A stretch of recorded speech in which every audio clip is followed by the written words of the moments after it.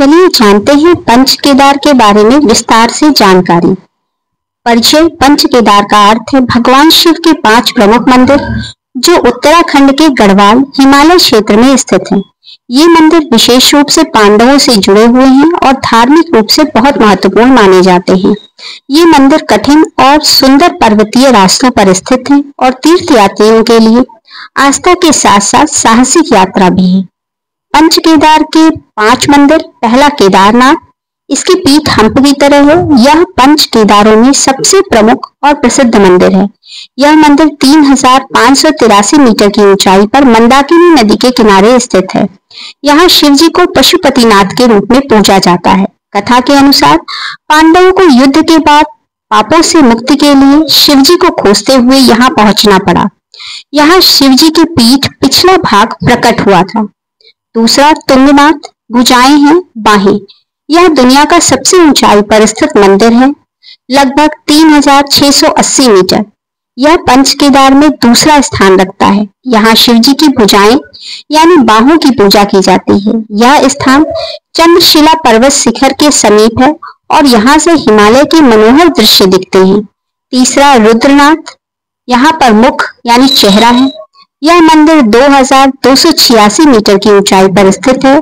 यहाँ भगवान शिव जी के मुख यानी चेहरे की पूजा की जाती है।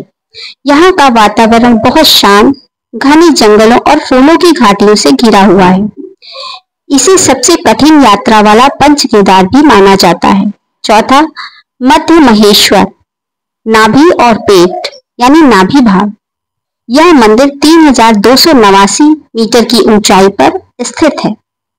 यहाँ शिव जी की नाभि यानी पेट के मध्य भाग की पूजा होती है।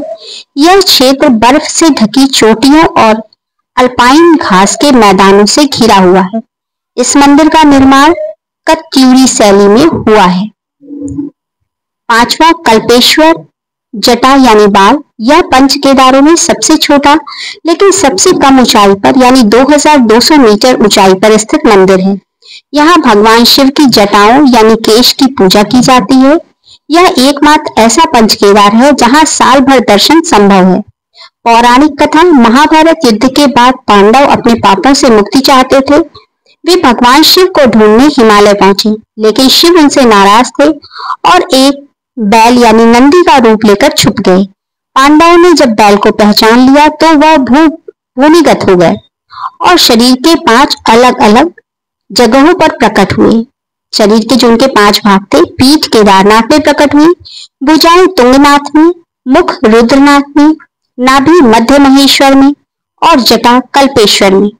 पांडवों ने इन 5 स्थानों पर मंदिर बनवाए जो आज पंच केदार के रूप में प्रसिद्ध हैं। यात्रा का मार्ग।